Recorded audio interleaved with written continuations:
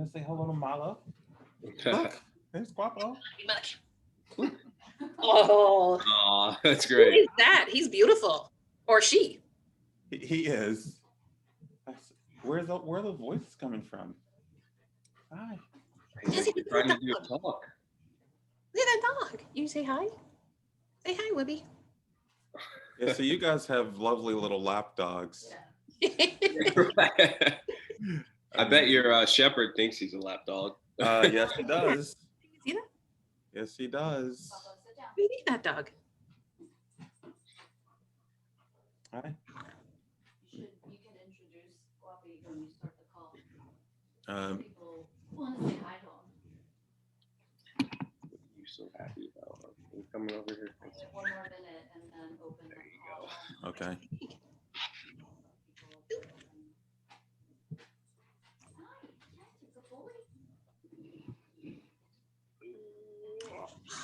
Really?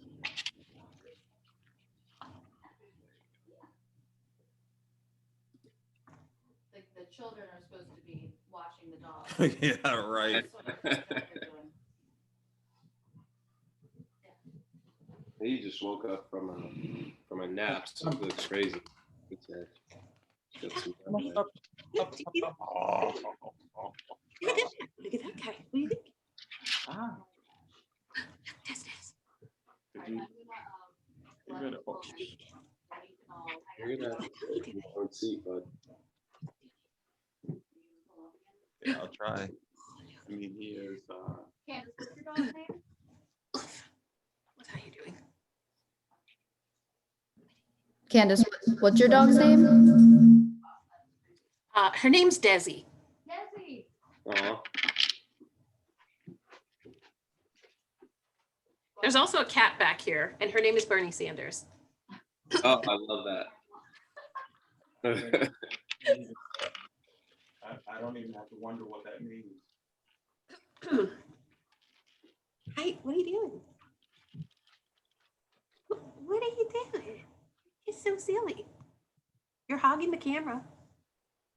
Are you ready? Okay. Come on, introduce yourself. Come on, up. Oh, okay. Oh. Hi, you can sit here for a second. No. Okay, fine.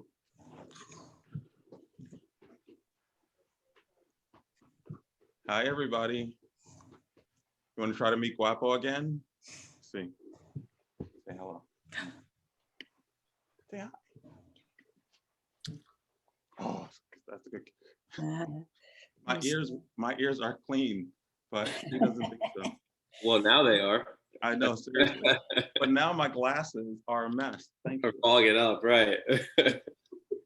Hi, everybody. So Guapo is actually the German Shepherd and the C.A.R.E logo. If anybody. Oh, nice. Yeah, I was gonna do a reveal at some point of all the component parts. Everybody. Can one of you let the dog out? Anyway, hi everybody. Welcome back to the. I really want to keep saying American Black History Month because I don't want to leave out the American part. It's super important that we don't. I think separate one from the other. I also want to remind everyone that part of this series inspiration is to raise money for African American vet students. And so we're really proud to have Maddie's Fund as a sponsor. Maddie stepped in almost immediately when we announced the scholarship with $50,000. And we just got sort of official word that Tito's for Dog People stepped in with another 20,000. And then the Black DVM Network has raised almost $5,000. So already we're up to $75,000.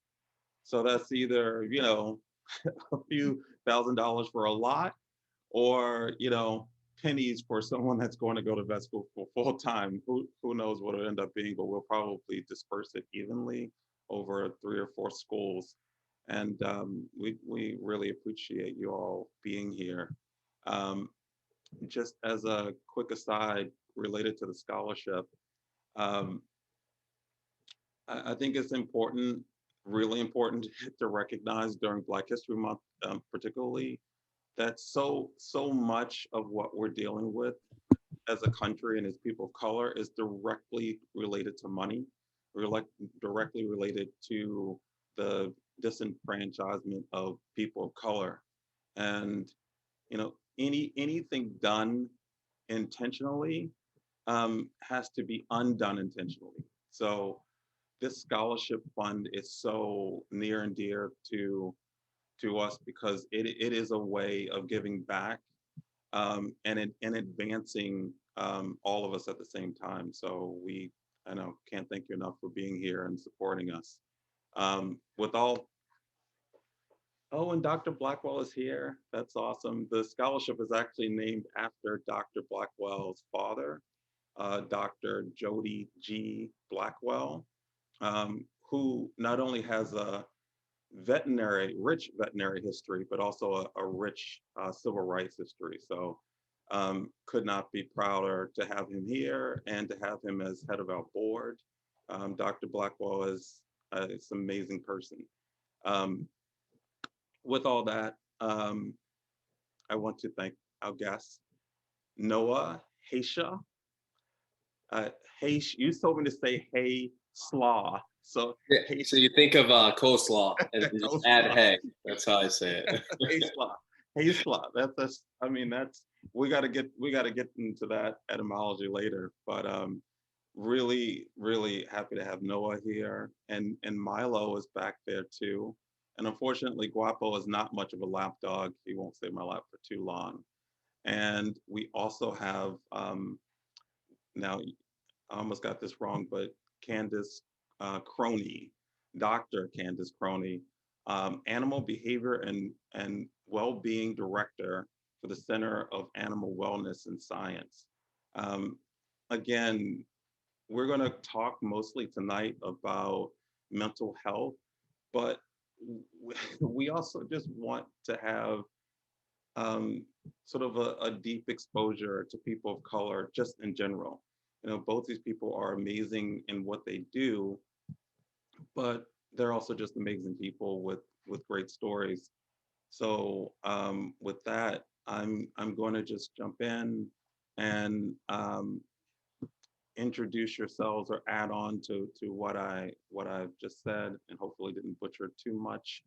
I'll start with you, Candace, or should I call you Dr. Courtney? Candace. Candace is just fine. I'm usually a person after hours, so yeah, that works for me. Dr. Blackwell keeps correcting me because I keep calling him Dr. Blackwell because I can't help it. That's the way, we were raised. If somebody was a doctor, you called them doctor, and I'm trying to call him Michael, but it just doesn't feel right. But welcome nonetheless. Well, thank you.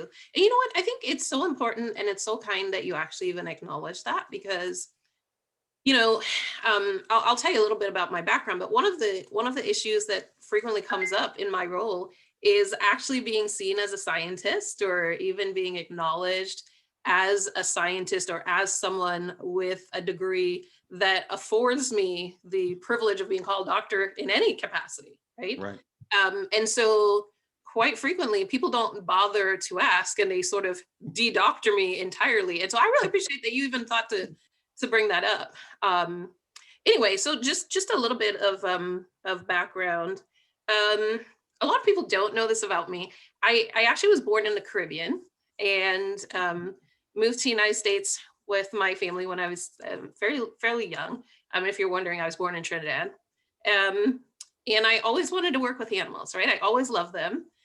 Some of my first memories are growing up with dogs. And so, the only two careers I knew were being a farmer or being a veterinarian. I'm a little offended that no one actually thought I would be a farmer. And So I actually was on track to go to veterinary college in the US.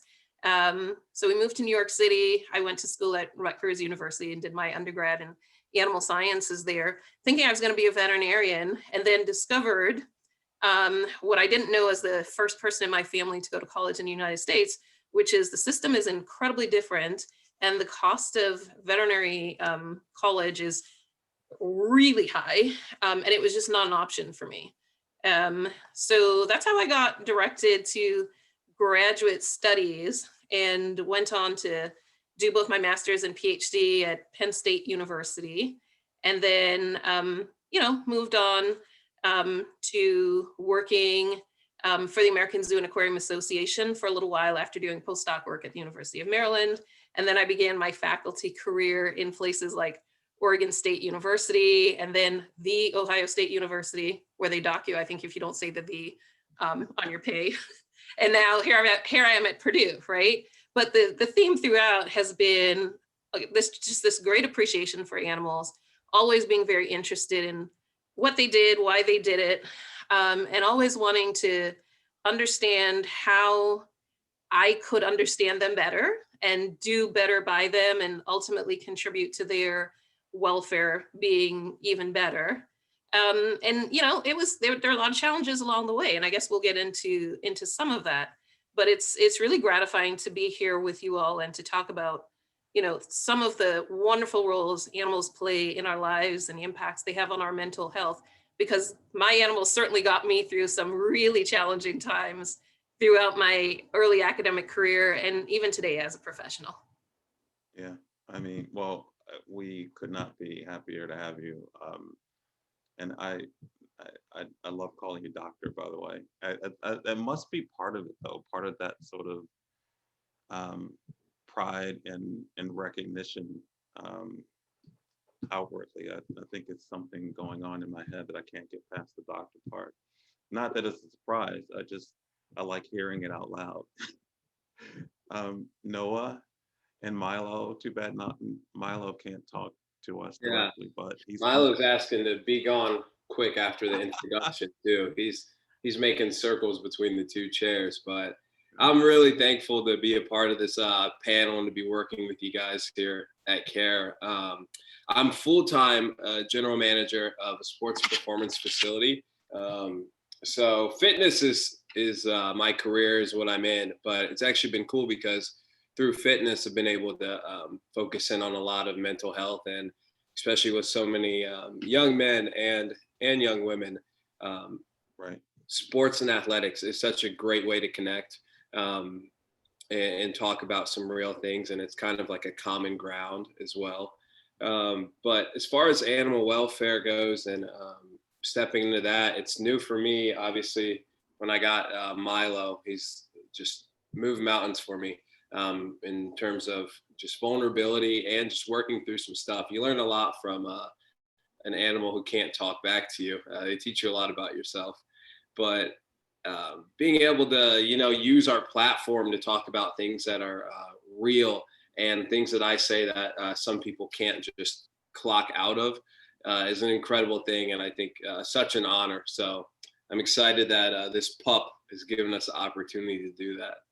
Yeah, likewise. I think if you all have joined us before, I hope what you're seeing is sort of this eclectic nature of people that we have here, and often I think you have panels, and there's something about the panel that is not redundant, but the same people on the panel are connected in some kind of obvious way to the topic, like mental health. Um, what we're doing is really, I think, trying to say that yes, these panels are eclectic in the things they do, but the things that bind them together are their pets.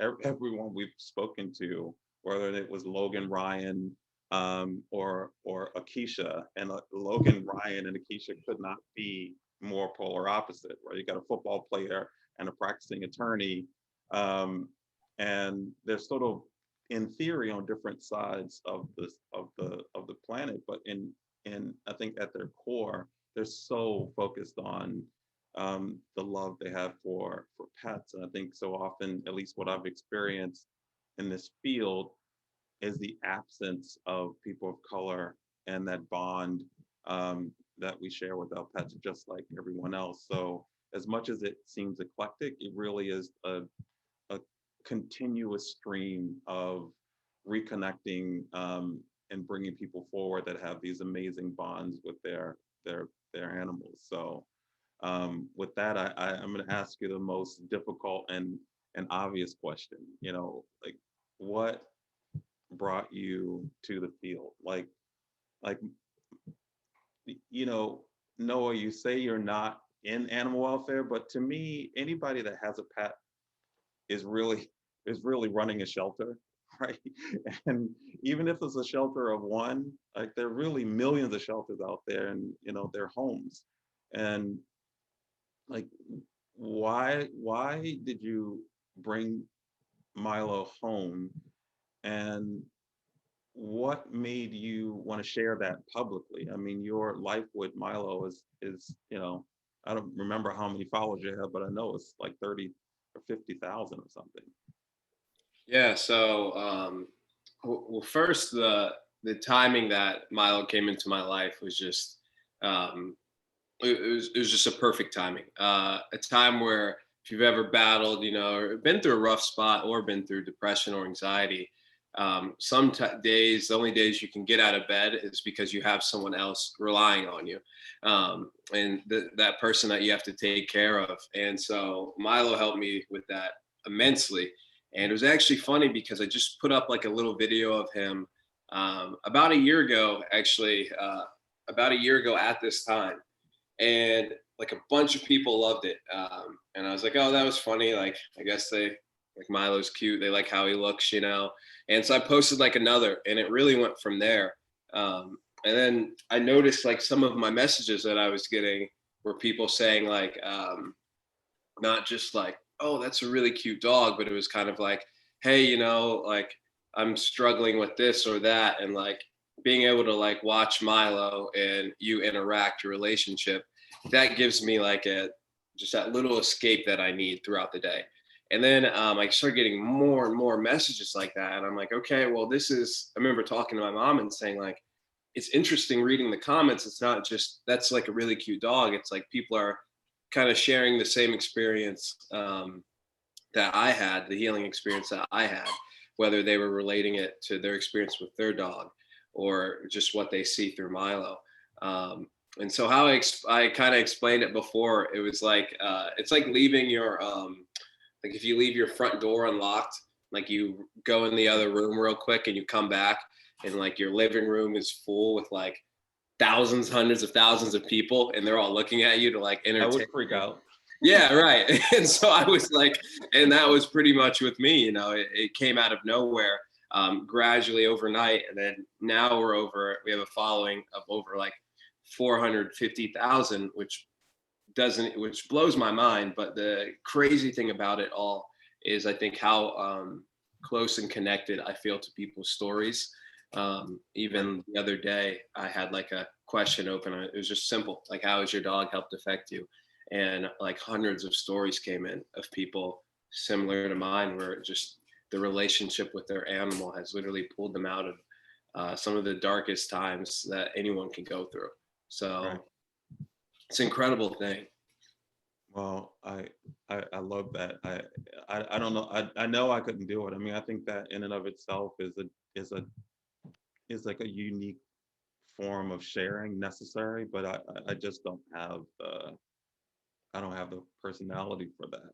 Like, but I love that so many people are following you, and I love that there are 400,000 people plus that then are touching another probably 400,000 people, because so much I think that we suffer from as people of color is this narrative, and particularly people like you, young Black men, in seeing you having fun with Milo, I think is, you know, I think it needs to be seen by a few more million people if you can stand it. But Candace, so, you know, I know you touched on how you got into the field, but I'm like listening to Noah, like what's going on in on the science side, with that bond that he has with Milo. Well, I think what Noah very poignantly points out is what science has told us very well, right? Which is that the human animal bond serves us as people in so many different ways. Certainly, it can help the animals. The area of work I do really focuses on, excuse me, how what we're doing impacts the animals and how that in turn potentially impacts us, right? And so we know from the data that we have out there that the relationships we have with our companions really can do wonders for our mental health. It can certainly do wonders for our cardiovascular health. It seems like Mm. people who have companion animals, and this includes even to fish, have shown lower blood pressure, you know, lower incidences of cardiovascular disease or faster recoveries from cardiovascular issues. But in particular, in regards to the social benefits, we know that our companion animals, as a result of the bond they share with us, can really help to offset feelings of loneliness. We know that people who have strong bonds with their companions tend to report sort of less of a sense of social isolation, less stress, less anxiety in some cases, um, even less depression. And so there is something about the connection we have with those animals that really extends them or extends our sort of quality of life in ways that are both tangible and intangible, right? And one of the things we've seen, especially during COVID-19, is this wonderful role that our companion animals are filling for people in terms of helping them feel a sense of connectedness to something or someone or some entity that helps them to really navigate the distress and the isolation, and frankly the fears that many have otherwise. And then particularly for people who are elderly or who are homebound in ways that are different than many of the rest of us experience, these animals literally become a lifeline to, frankly, engaging with the world and having a reason to just wake up in the morning, Right. right? So they serve all these fabulous benefits. And we're just now starting to scratch the surface scientifically in terms of what they all are and, you know, maybe understanding how that works. Oh, I mean, it's so like yourself. I grew up on Mutual of Omaha.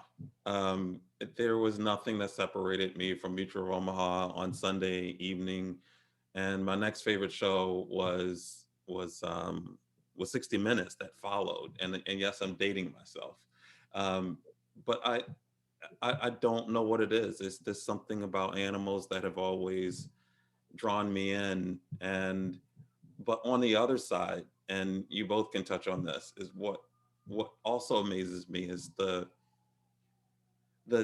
deep bond and interest we have in being compassionate to animals often doesn't translate when we're interfacing with each other, right?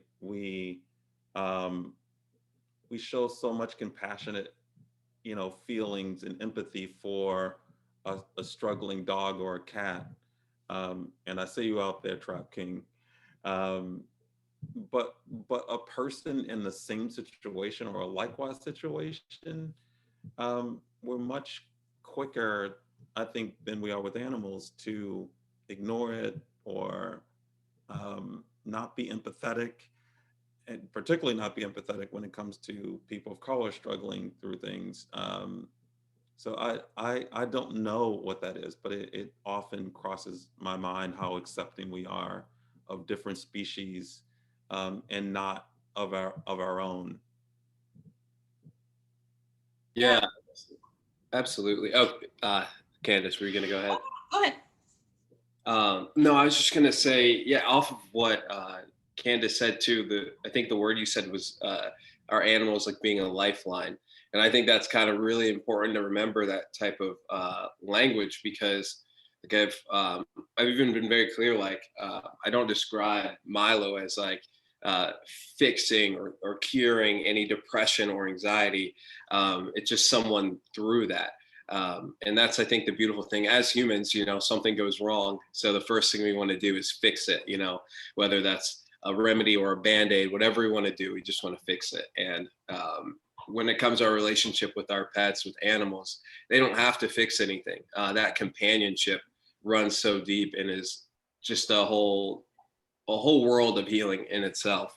But yeah, off of that, I think one of the kind of most I think shocking things for me to go through was seeing like me bring up something that was very important to me, you know, an issue.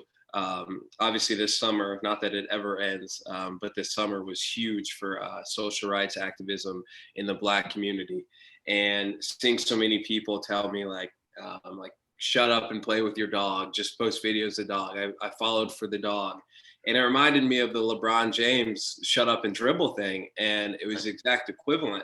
Um, and to me, I'm thankful that that happened so early in making his account, because from that one point I was like, okay, this is something I'm going to stick to. Like, I'm not going to shy away from it, because I even kind of joked like I'm like I tell people, I'm like, Milo's Black, like his dad's Black, so he's he's a black dog, so it pertains to him. But I think just the fight for just social rights, you know, humans vouching for other humans who need it, who are being oppressed, who can't speak for themselves. And I think animals is an incredible way to do that. To me, it is a little it is sad to think that I am looked at differently than so many other people groups too. But myself, as a young Black male with you know, with tattoos, if I'm walking down the street, you know, I could say with a hoodie on, but even without a hoodie, if I'm walking down the street, I'm looked at a very different way than if I have um, a dog with me, and more importantly too, like a fluffy dog, you know, a fluffy dog, not like a pit bull, not like a Rottweiler, Or a German Shepherd. or German Shepherd. Yeah, yeah. It's just the perception of you changes, Yeah. and but I think that is part of what has grown us to have this account, because if you're scrolling through and you see a young Black male with tattoos and a mini golden doodle having the time of their life, it makes you look twice. You know, you just double take, because it's not something that we think is being synonymous. Right. I mean, God, it's just, there's so much you said. I saw Sterling almost fall out of his chair because I know he's suffering from the same thing. I think Sterling just made a post that said something like, my VP is a Black woman, and that was it. And so many kind of hateful messages that followed. And I think it's surprising to some folks, but I love what you said, Milo, about this readiness we have to fix something as soon as it's broken. And I think the the problem with race and slavery and history is that we're taught that history is like a linear thing. It's a little dot on a table, and we move away from that dot. And I've analogized recently that it's not that at all. It's a seed, and that seed is grown into a tree, and that tree is always going to be the same tree. We live in that tree. We're part of that tree. So race is where we are. We have come from a racist origin, so we're a part of a racist tree, and the only way to fix it is to cut off the limbs and graft new ones, because we can't ignore the problem as if it was back there, when really it's in every part of the way we process our daily lives. And often, I think most of us here are a part of some sort of non-for-profit or social justice or trying to help someone. And I think people don't realize how how much harder our work is because of classism and racism being part of that mix. Um, so I'll toss that to you, Candace, because I know you've got some incredible stories to share. Well, yeah, I mean, to follow up a little bit on what Noah has shared, right? I mean, and going back a little bit to science, one of the things that becomes really clear is that for many people, animals are actually perfect little exemplars of what we wish other people would be like, right? And so, and I jokingly put this in presentations and stuff. Like if I talk about um, my dog, right? She's not gonna, you know, mouth off to me and then ask me for money 5 minutes later, right? So she becomes like this ideal child, right? To a sense.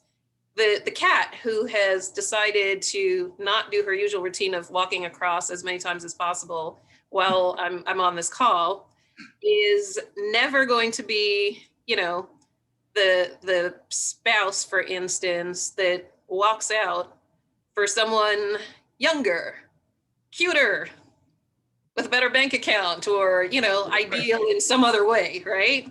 Yeah. And so, you know, when these are the kinds of relationships we're having with these animals, it's not surprising that for so many people, they actually now become these perfect little exemplars of the relationships we'd ideally like to see with other humans, right? And so it's also no surprise then if those are the relationships we're having with animals, we they represent something so important to us that we really want to protect them, and we want to do that in ways that seem meaningful, right? And so we'll rush in to save a cat or a dog and step over sometimes a person who's invisible to us in the process. And some of that, I think, is what you see playing out with this whole idea that, you know, it's well documented in the literature. If you want someone to like and trust you, if you want someone to pay attention even to your dating app, and you put a pet in there and it's a really cute dog, so well played there, Noah, you'll get more people to pay attention to you, right? It's more trusting. It's a trust inducing relationship representation for many people, right? And it's also one of those things where it's, you know, well documented that you walk a dog in your neighborhood, you're gonna have probably more people smile at you, look at you, try to interact with you, have a conversation with you, because they really are acting like wonderful little social lubricants, right? So they're extending our social networks all the time. I mean, when Desi comes to work with me, I'll tell you, I am never as popular as she makes me. And so particularly during COVID-19, she's been helping me stay socialized. I think I might have lost all my social skills, but for her.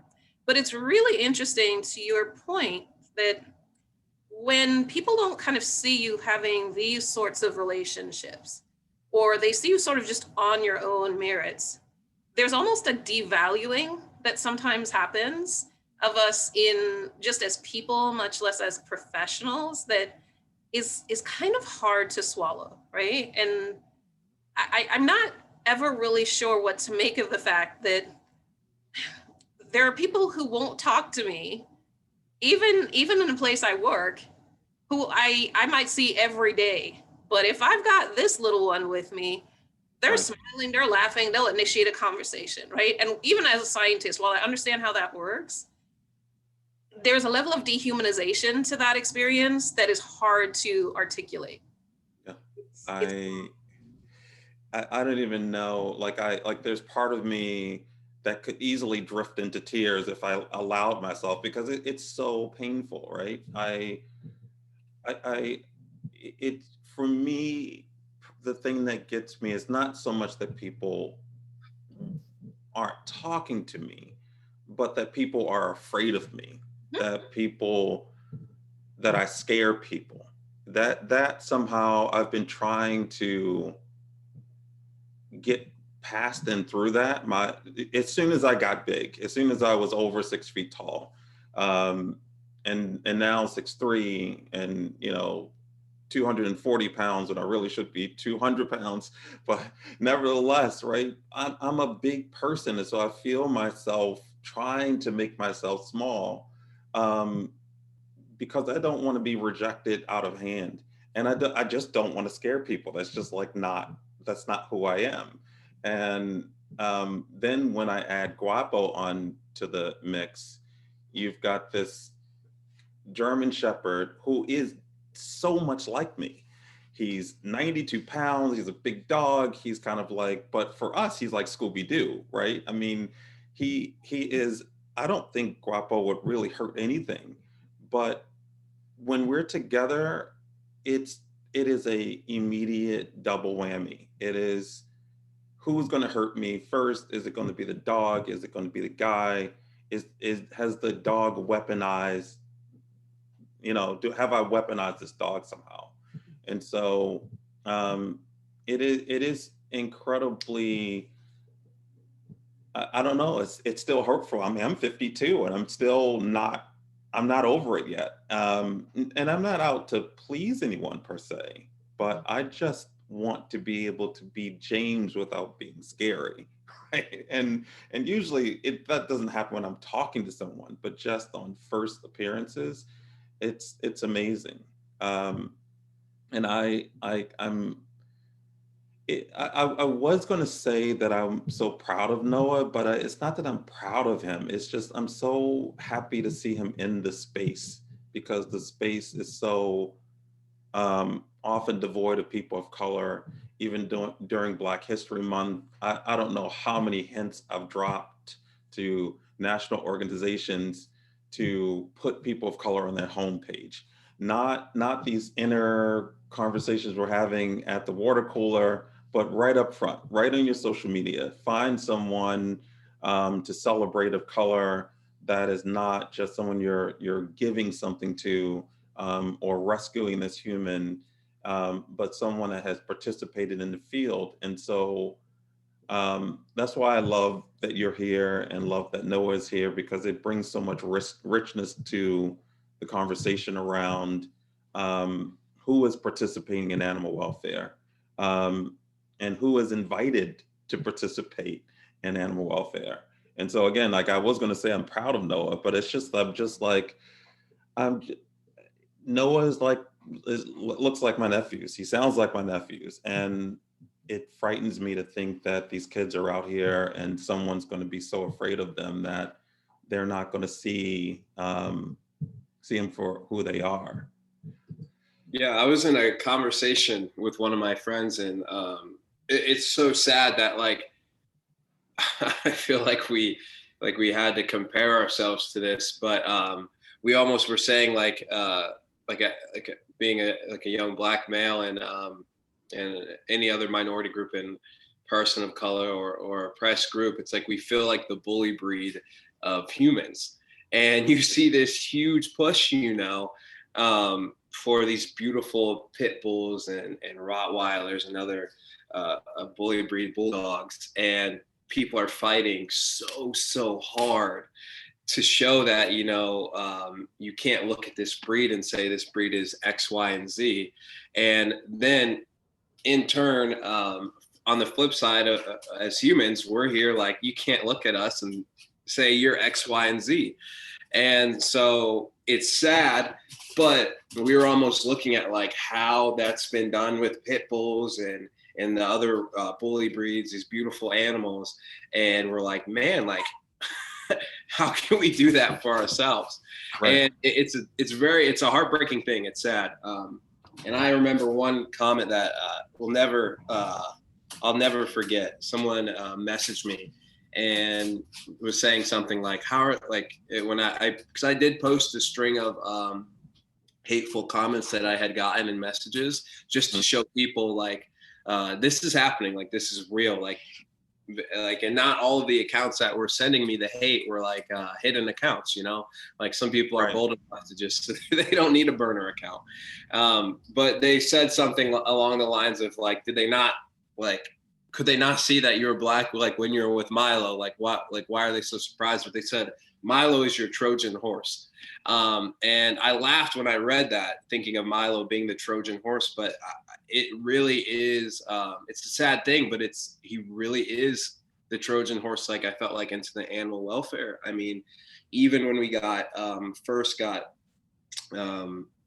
like posted by some of these huge accounts, like I read through the comments, and like so many people were like, oh my God, I'm so happy you're featuring people of color. Like, I'm so happy you're featuring Black animal lovers and pet owners.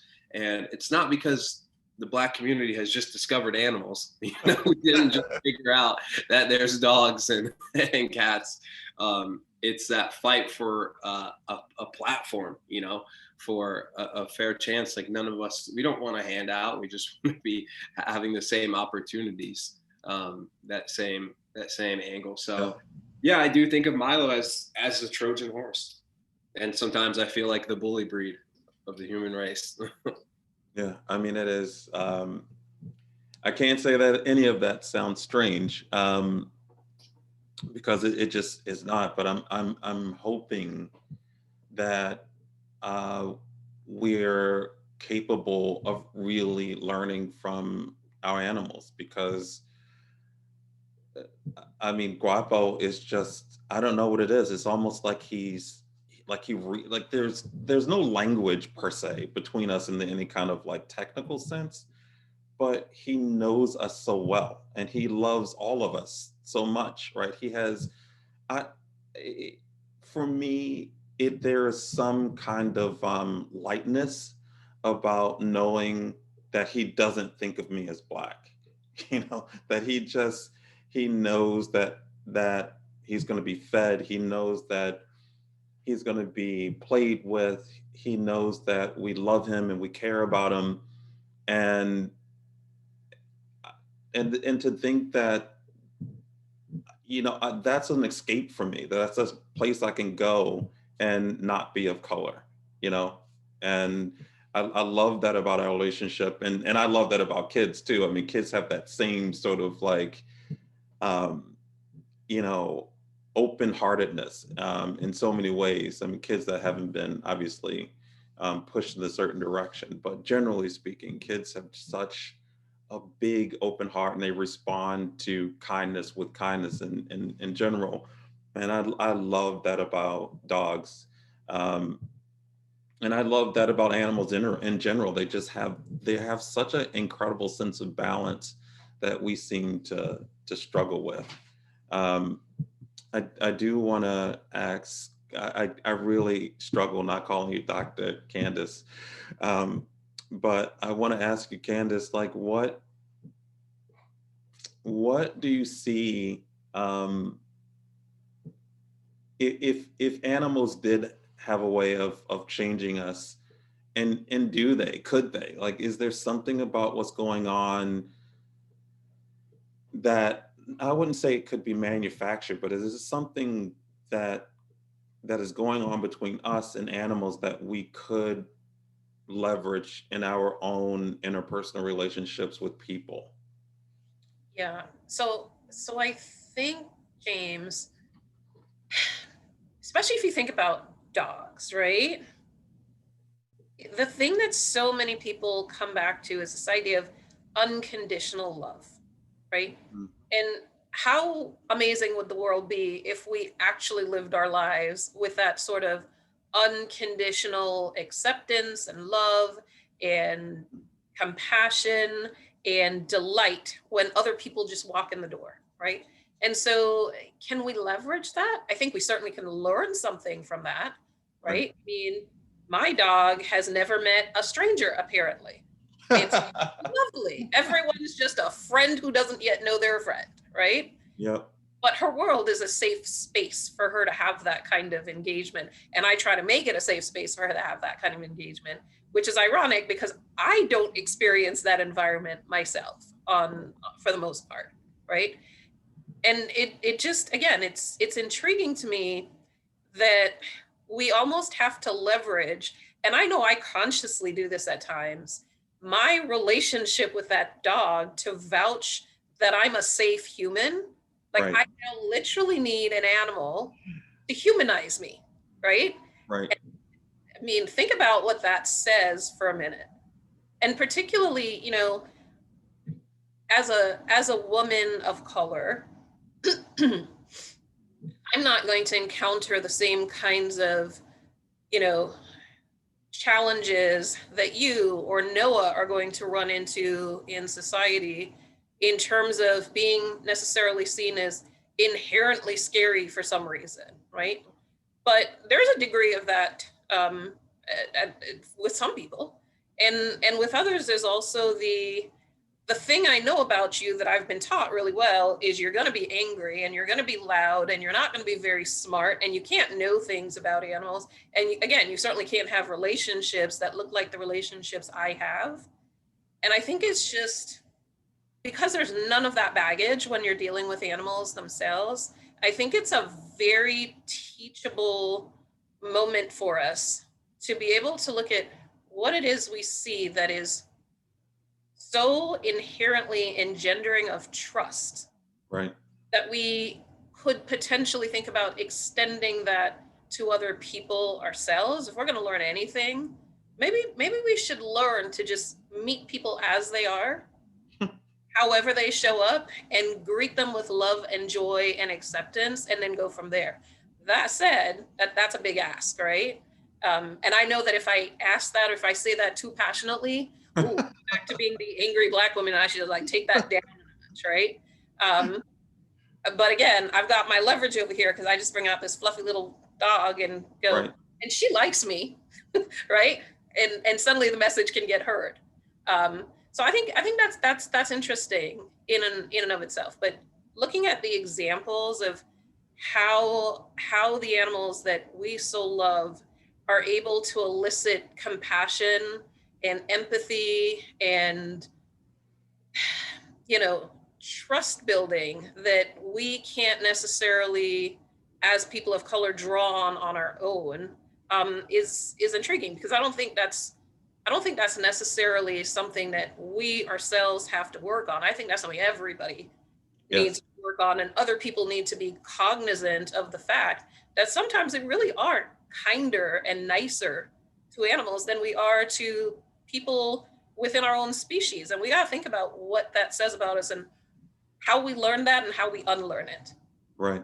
The unlearning part is so important. And it was the thing that I wouldn't say affronted me, but it was the thing that has surprised me in 2008 when I first came to the field, because previous to the field, we were working in public health and, doing anti-smoking cessation campaigns. My firm was doing anti-gun violence and things like that. So we were always working in public health, which was an incredibly diverse field, at least here in Maryland. And I heard you touched on Maryland, which is awesome. But coming to this field seemed so strange to me because everyone was so sensitive and so compassionate in a very, very narrow space. And when I talked to them about other human beings, it seemed like all of that compassion evaporated. And so, you know, it surprised me, but it made sense in context, especially since animals are so vulnerable. And I mean, I'm the last one that's going to be able to see an animal hurt or harmed intentionally, but at the same time, I know that so many other people are good, right, and would never hurt an animal. And so it was shocking to me, coming to the field and finding that sort of abject anti-humanness, but also with that the seemingly um, disconnect from the only way we're going to keep animals safe, keep them fed, keep them at home is through other humans. And so if we cut off our nose to spite our face, we're not going to see animals in good situations. So Milo, you were reaching to unmute. I'm sorry, I called you Milo. Good God. Noah, sorry, you were reaching to unmute. I'm so used to it, I just roll with it. Sorry, I'm not dehumanizing you. No, no, that was just a live exercise, right? But no, I actually wasn't reaching on mute. I was just moving forward. Yeah, so I don't know if anybody, we're rolling up on 8 o'clock, but oh, Jen is giving me some, we're so smooth over here. We've got big pieces of white paper. I she says, ask Dr. Blackwell a question. Um, I do want to ask you to talk about something, Dr. Blackwell, and I don't want to butcher it, but you were mentioning months ago about some findings that you guys were discovering at University of Tennessee through the human animal bond tool that I thought was fascinating, and that you were finding out that particularly people in underserved communities have a stronger bond in some ways than some others, because their animals may be the only thing that they have.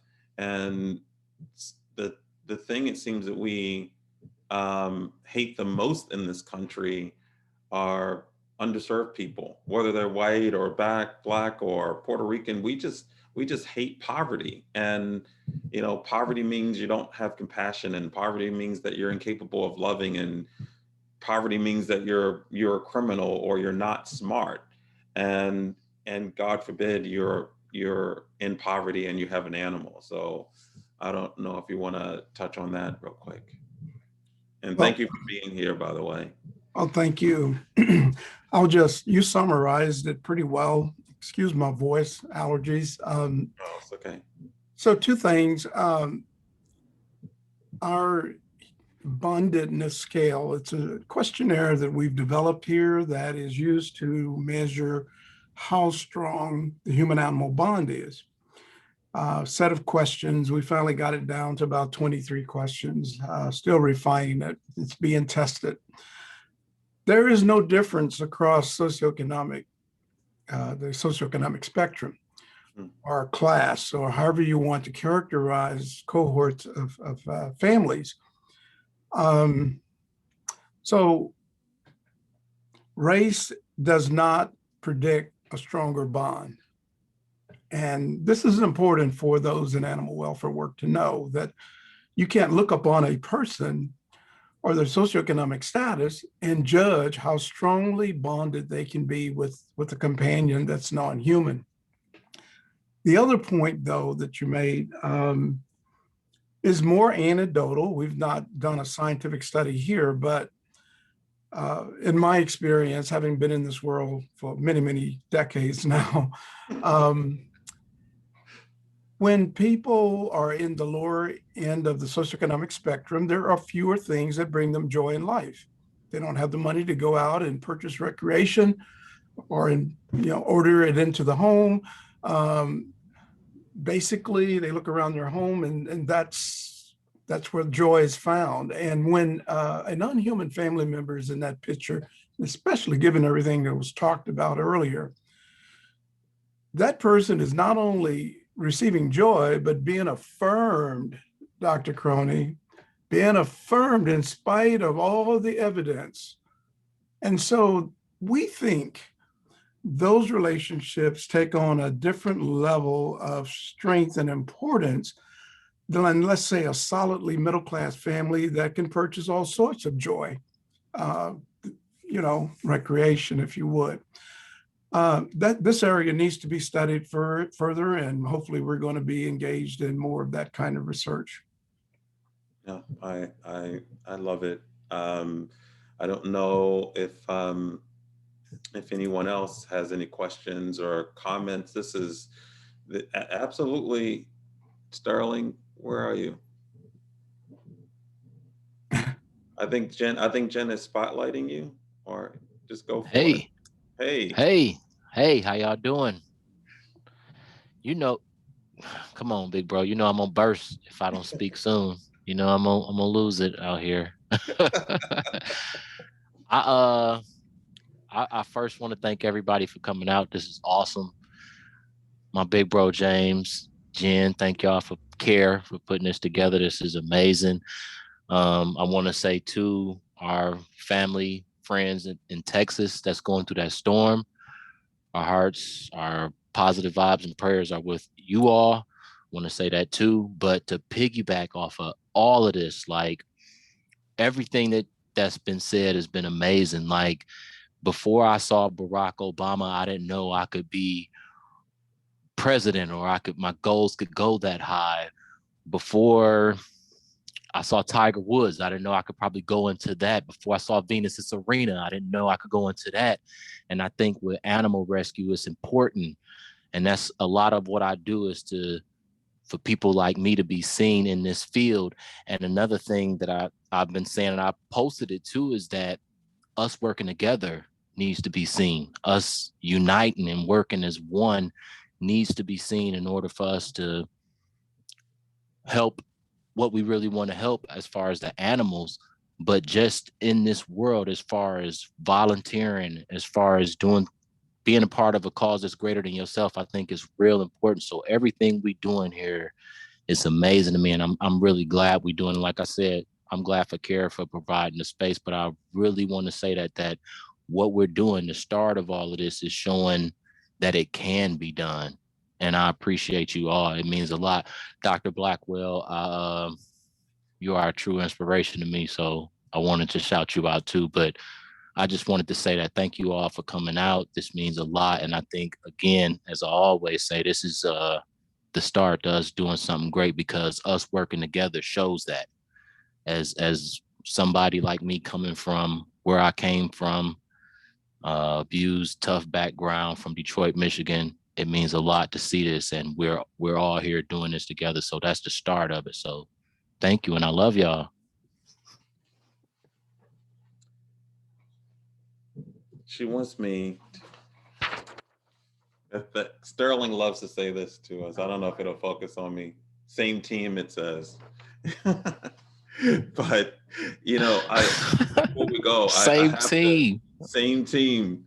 I have to say that as much as I love seeing you all here, I think for me the constant lesson is intentionality. I have never seen this many people together in animal welfare, centralized around listening to and adding to the voices of people of color. Um, Never seen it, except for one small experience that didn't last very long. Um, and I've been in the field since 2008, and this is only possible because Chaitanya Merrill from Spring Point, Life of Riley, came to us a year ago. This is before George Floyd's video went viral, before Ahmaud Arbery, and Chaitanya said, this needs to happen. We need to have more focused attention on the need for diversity and equity in animal welfare. And will you and Jen and others form this organization? And from that we've blossomed. And I can't thank Spring Point Life of Raleigh enough, and I can't thank Chaitanya as an individual enough. You are all essentially here because one person stepped out with intentionality, and obviously with an organization behind her. But that to me, I keep reliving that lesson every day when someone thanks C.A.R.E. And I think, God, that's one person can do so much. And so I can't thank you enough, Chaitanya. I know you're going to say something very humble, but you have the floor nonetheless.